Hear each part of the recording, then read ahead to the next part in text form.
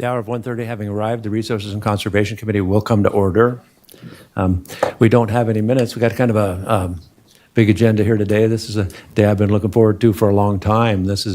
I'm impressed that we've come to such a wonderful resolution to this thing, so I'm eager to chair this thing. And I do think I do need to declare Rule 80 from the start, because I am one of a group of plaintiffs. That there was a group of us, over 300, that did file legal action. And so this does affect me as well, because I am in that area of the state.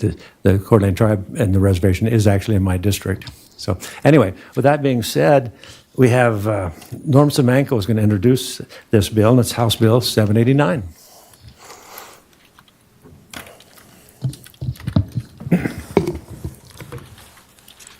Good afternoon, Mr. Chairman and members of the committee. My name is Norm Semenko. I'm the managing shareholder of the law firm Parsons Bailey and Latimer here in Boise, and we have the privilege in the Coeur d'Alene Spokane River Basin adjudication of representing 300 plus folks, including you, Mr. Chairman.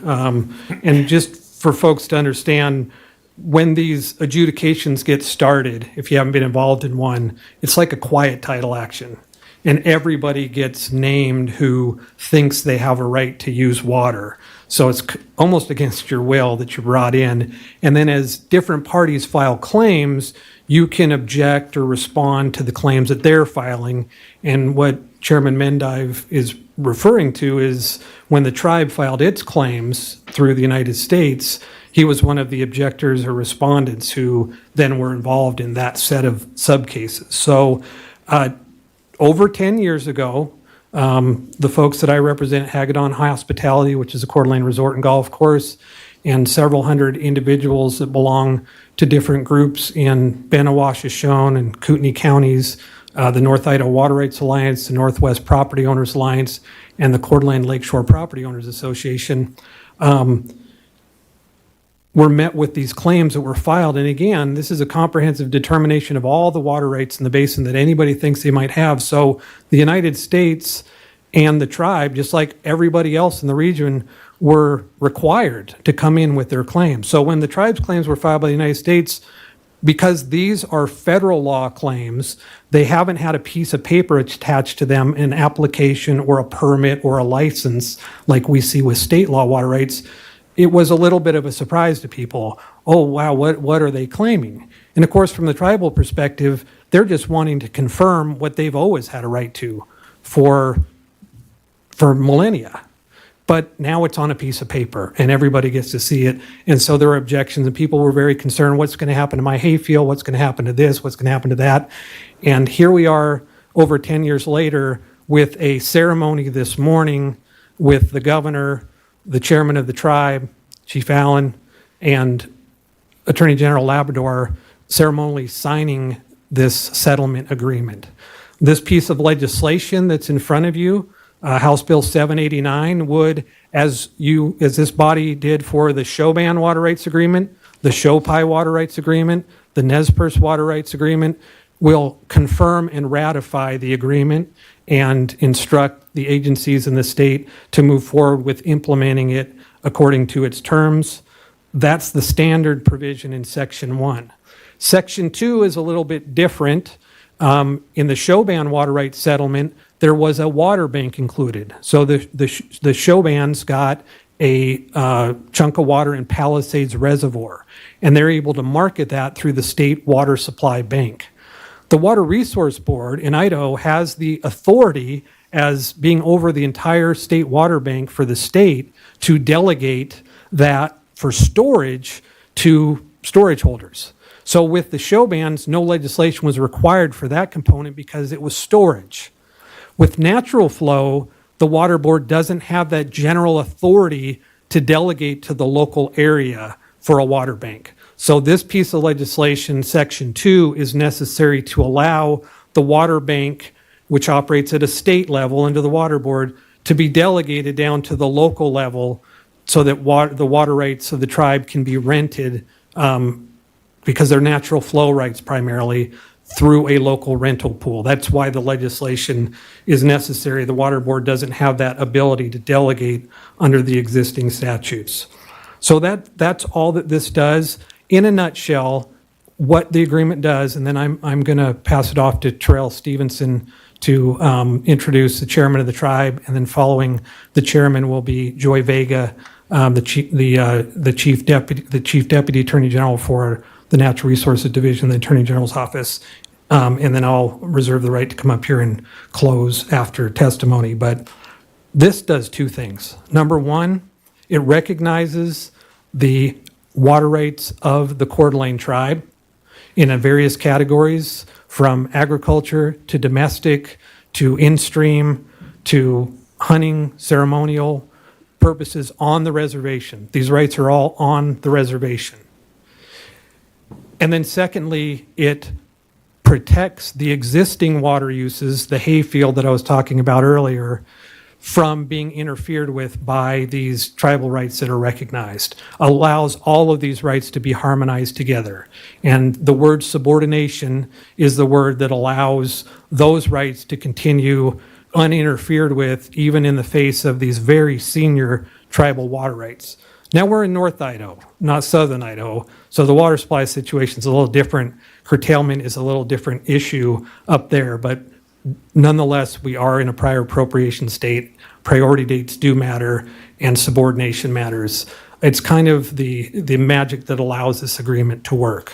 There are other provisions in the agreement that the chairman and or Joy may speak to, but for my purposes, I just wanted to let you know that this water bank is a way to allow the tribe to share its water right with others in the area when that makes sense for them. It's very standard in Idaho. What I love about this is Congress will have to approve this agreement, and a tribe, as I understand it, cannot use its tribal water rights outside of what it's decreed for, in other words, rent it or transfer to someone else, without Congress approving that. In this agreement, we're not just saying it's up to Congress. We're saying this is going to be done through state law, through the state water bank, through the local rental pool process. So that's important to see that we've got that consistency with state law in here, in addition to what I mentioned earlier. So with that, Mr. Chairman, I'm going to pass the baton over to Terrell Stevenson. And at the end of this, when you come back up, if there are questions for you, we'll do that at that time. I'll be here. Mr. Stevenson. All right.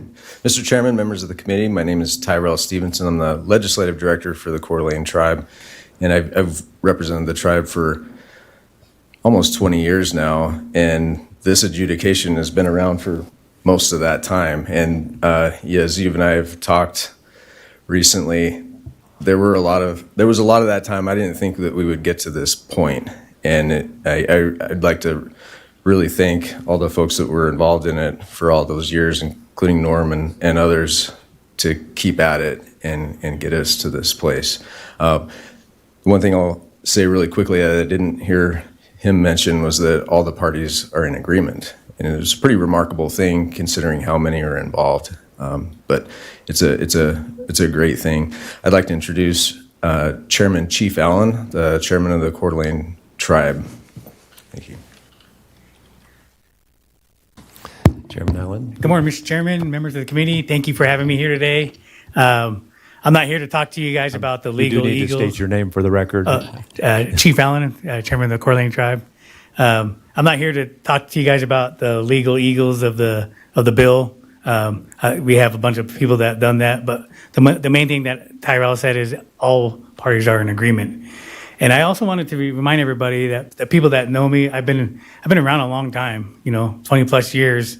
And my thing that I've done, Norm mentioned, the people's fears, and I understand that. I understand people's fears. When I first got elected, I ran around the state. I went with our lobbyists at that time, the late Bill Roden, and he took me around to everybody's districts, and I met with a lot of legislators, and I told people, whatever you heard about Indian people or tribes, throw them out the window. Meet me. This is who I am. This is who the Coeur d'Alene tribe is. I'm just like you. I have the same fears. I have the same dreams. I want safe communities for my people. I want good health, affordable housing for my people. I want the best education for my kids and all of our kids. I'm just like you. We're just like you. And anytime, people talk about tribes, that they get scared. They're scared about the law. It's like, oh, what's this mean? And I want you guys to know that's never been the way. I've always been a straight shooter. I've always looked everybody in the eye, and I said, this is how we're going to do it.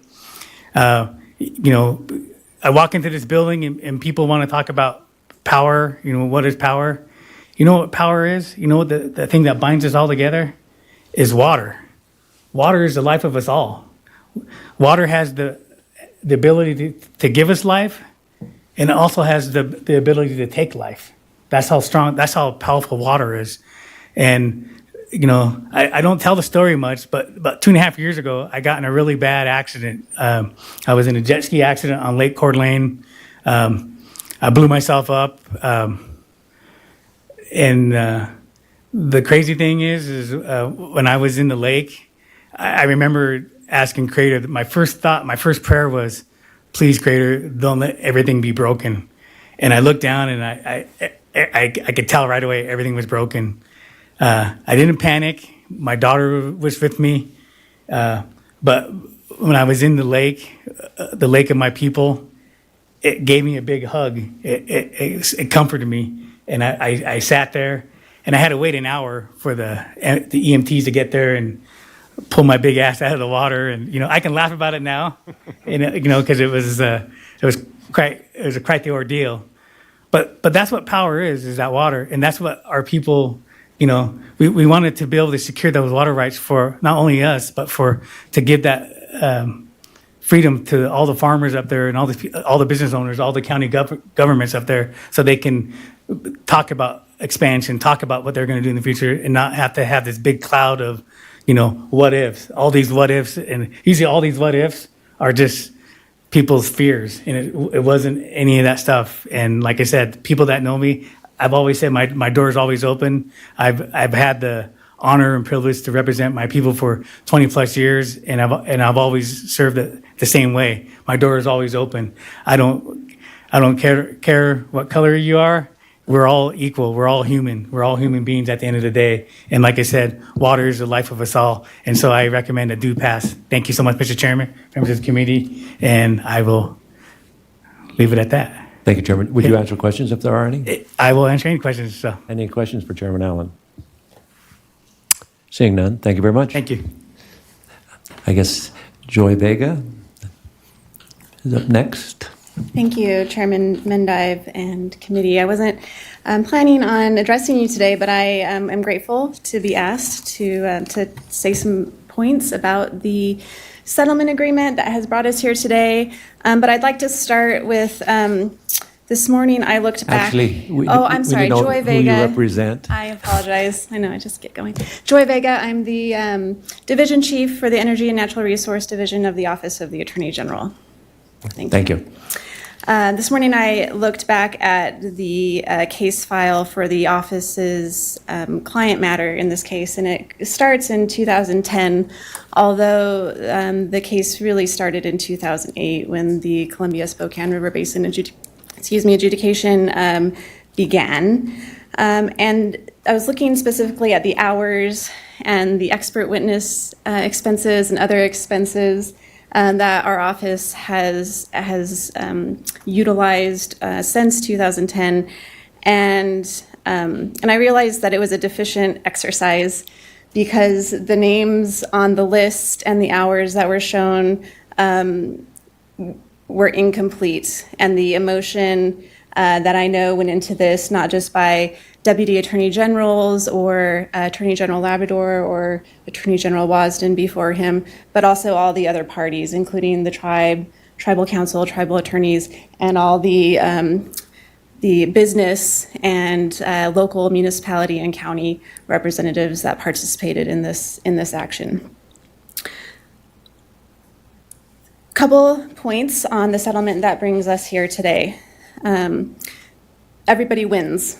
I think that's the big takeaway.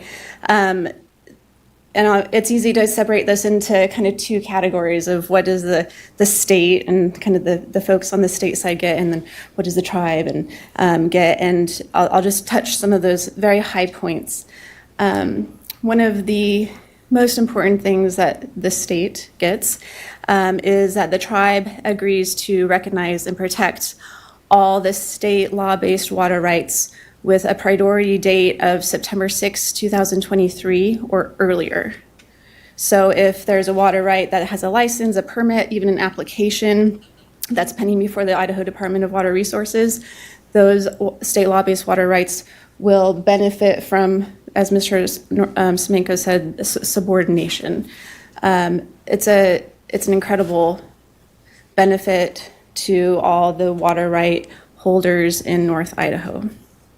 The tribe also agrees to recognize and protect a quantity of water for future state law-based water right development, and a pool of that water is specific to municipal development of groundwater. So for St. Mary's, Plummer, Harrison, other communities up there. The tribe receives certainty in the quantities of water that our state Supreme Court has already decided and held it was entitled to by nature of the creation of the reservation and their inherent rights as a sovereign people. And the tribe is certain in its finality of its tribal reserved water rights. So those are some of the high points about the settlement agreement that brings us here today. Without this settlement agreement, continued litigation would be required to determine the quantity of water that the Coeur d'Alene tribe would have certainty to and control of development of in the future. Instead, the parties have reached mutual agreement on the terms to resolve the tribe's Federal Reserve water right claims. And this agreement, like I said before, is a victory for all parties. And it does require the approval of the Idaho legislature through House Bill 789. And then next it will move on to Congress and some federal legislation and some other kind of odds and end details. So happy to stand for any questions. Thank you very much. Are there any questions, Ms. Vega? Seeing none. We do have some testifiers if you want to wait and come at the very end. Mr. Chairman, I was just going to wrap up by saying you heard what Ms. Vega said about litigation. We've avoided another 10 years of litigation with this settlement. It would have taken another 6 to 10 years to litigate quantification of the rights that the Idaho Supreme Court decided in 2019 the tribe is entitled to. So all of the parties came together, support this agreement, ask that you provide a due pass, and we'll look forward to hearing the testimony. Thank you. Thank you. You have a question? Or go ahead. Vice Chairman Shepherd. Yeah, Mr. Chairman, I move that we send House Bill 789 to the floor with the due pass recommendation. Thank you very much for that motion. We do have some people signed up to testify. First will be Paul Arrington. Mr. Chairman, I don't want to get in the way of a good motion. Thank you very much for that. Chris Bromley. I would say the same thing. However, I do have written materials that I'd be happy to hand the chair. Okay, thank you. And last is Candace McHugh. Yes, thank you. And I also have written comments on behalf of the city of Coeur d'Alene, but I would like to make a few comments. Certainly, you're welcome. Just state your name and who you represent for the record. Candace McHugh with the law firm McHugh Bromley. We represent the city of Coeur d'Alene. And I think one of the things that's important to also appreciate about this particular settlement is the city of Coeur d'Alene was a party to the adjudication, had to file its own water rights, has a water right in Lake Coeur d'Alene. And while it settles all of the federal and state-based water rights, two of the key players in water rights here are the governor's water rights in Lake Coeur d'Alene and Avista's water rights in Lake Coeur d'Alene are also part of the settlement. That was key for the city. We came in as a respondent in response to both Avista and the governor's water rights, because obviously with the city, it's important to keep that historic operation of the lake. So not only did the state secure certainty where its relationship with the tribal water rights go, but the governor and Avista's water rights were also part of the settlement package, which was vitally important to the city of Coeur d'Alene in order for us to have certainty on how the lake was going to be operated going forward. And at this time, I'd like to approach the committee and submit my written comments and as recommending as a due pass. Actually, the page will go get them, and then he'll bring them, and then we'll print them out and get them to the whole committee. Excellent, thank you. Who's planning to sponsor on the floor? I'll announce that. And I guess did we have questions? Apparently not. Well, actually, that concludes all the testimony we had on this, and this was surprisingly easy after everything that's gone down here. And I do appreciate all of the parties working together. There's been litigation, negotiation, there have been a lot of things that have taken place here, but at the end of the day, I guess it was worth it all because we do have a good agreement, and it's really wonderful that everyone is in agreement on this. So, and I guess I will be carrying this on the floor, and with that, I guess this meeting is adjourned. Oh, shoot.